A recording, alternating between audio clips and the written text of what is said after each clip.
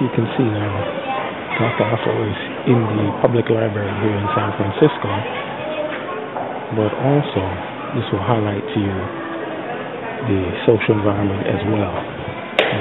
Though it is innocuous, there is also a seedier aspect as well to the library, which involves intimidation, homelessness as well,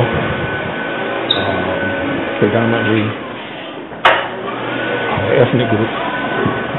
Again, as you can see, the bulk population of the lower classes or the less well-doing here in San Francisco, lacking education, lacking social betterment, lacking refined behavior skills, which in turn compounds their already state of being impoverished or disenfranchised. The lack of even every American citizen having access to a tablet device, as the Nook or the Barnes & Noble devices or the Kindle, which costs about $100 and some odd, can easily be subsidized so that everyone can have access to the internet, use communication protocols, and not need to have to come to the library to borrow books or to so on and so forth, unless they're coming for the social experience. This, in turn, causes also its amount of social tension.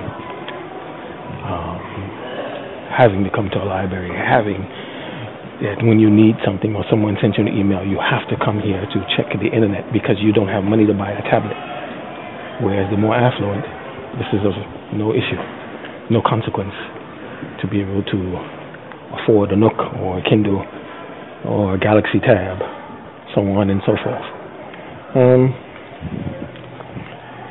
Well, my friends, that's pretty much about the genre of what you need to see here. But again, it is a critical, wicked situation, and though there seems to be inclusion, the inclusion is not real, as the financial aspect is still very much segregated when it comes to who has access to wealth, seed capital, to build this library, which probably costs 60 to 80 million. That level of money is not accessible by the Afro-American ethnic groups, and even as represented by the school children. If you observe carefully, Afro-Americans are very few or none in the population of the school children. So there is a malady here. Something is amiss. It is not quite discernible as to what, but it is just suppositional and instinctive at this moment. Again, the children may be from a different district, but there is in America segregation of sorts. And the other communities, it's a lovely place.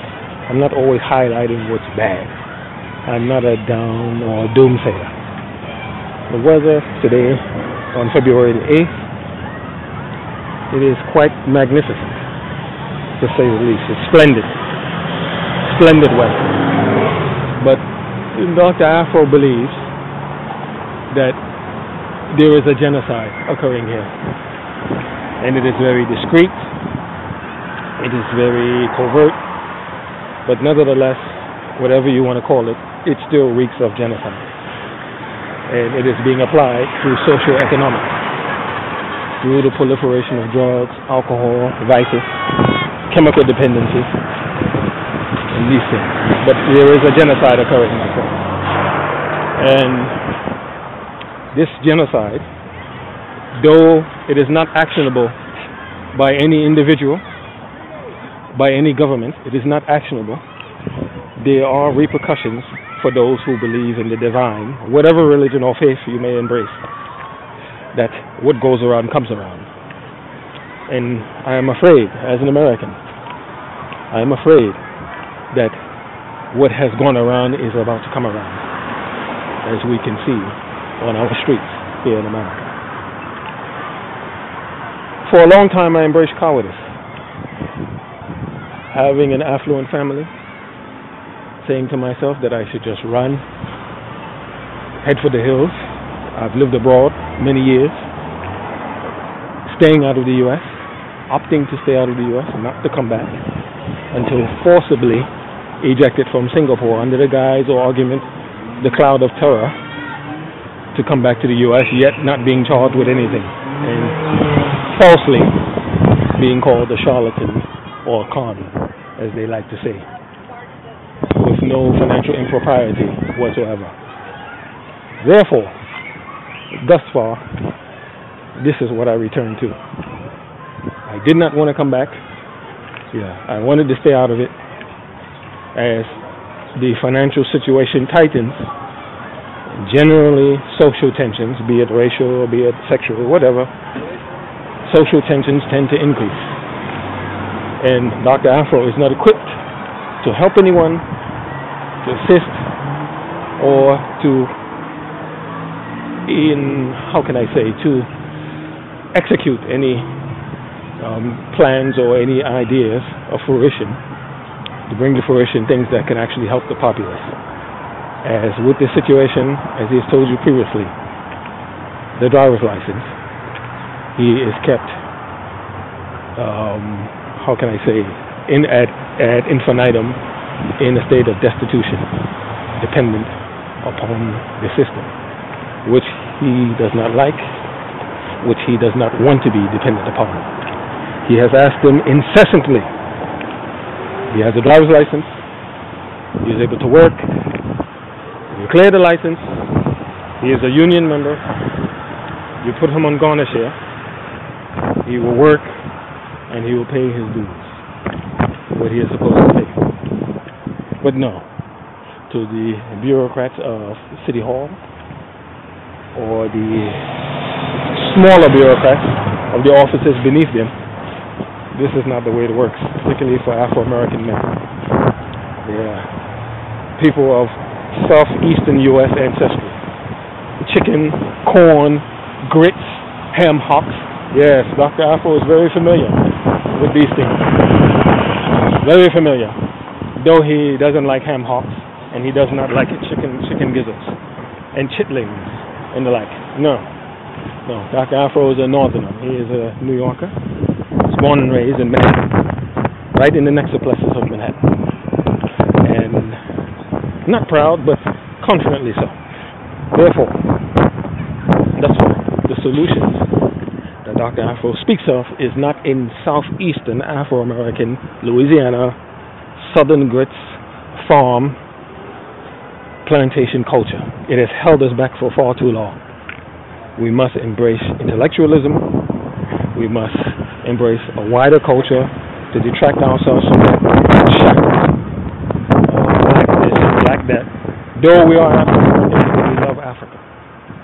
Those of us, there are a segment of us that have love and respect for Africa, and not forgetting that we are of Africa while being American simultaneously. But if you look at the bureaucratic processes as well as the populace, you don't even see, as you just saw, the two Afro-American females who also probably work for the city government. There is a segregatory, there is a segregational sort of energy, force in the social relationships. Afro-Americans, chicken-loving, as we would call ourselves, Kentucky Fried, finger-licking, corn and grits, hanging out with each other.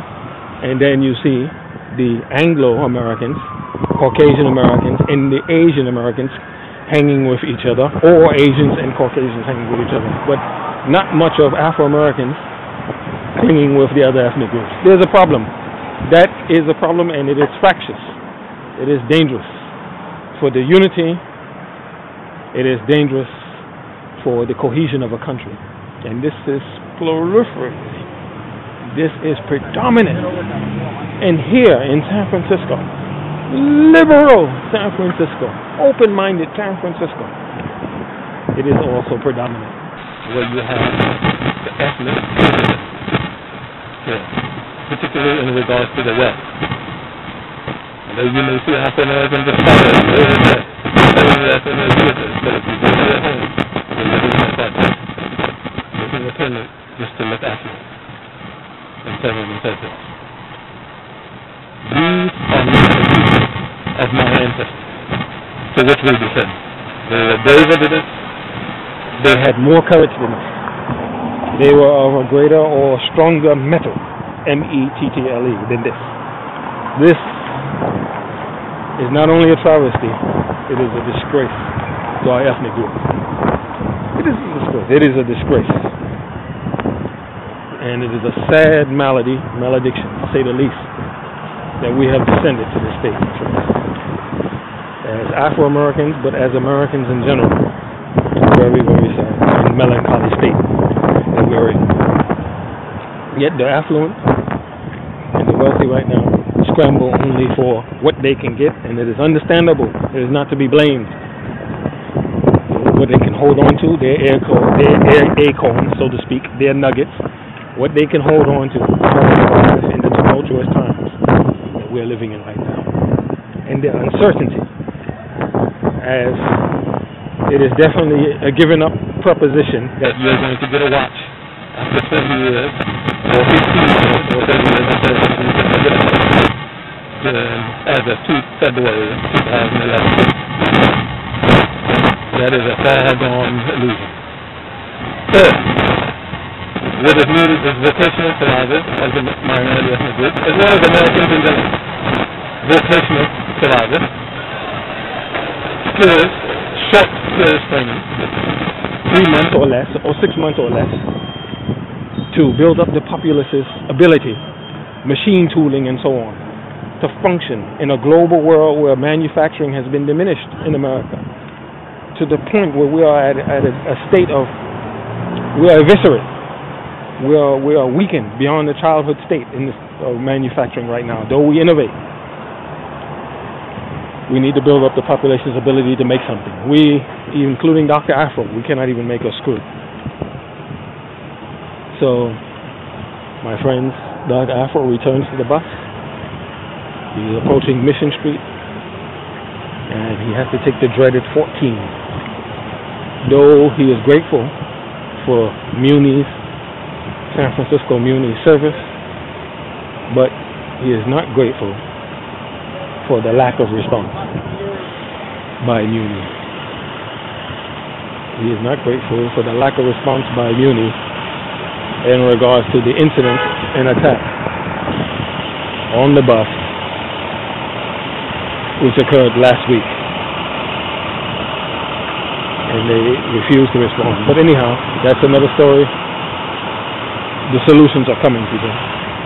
Dr. Afro has been showing you the malady.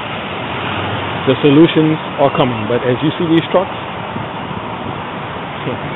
no money for us. Most of that money in one truck, we will never see. Anyhow, that's one other story.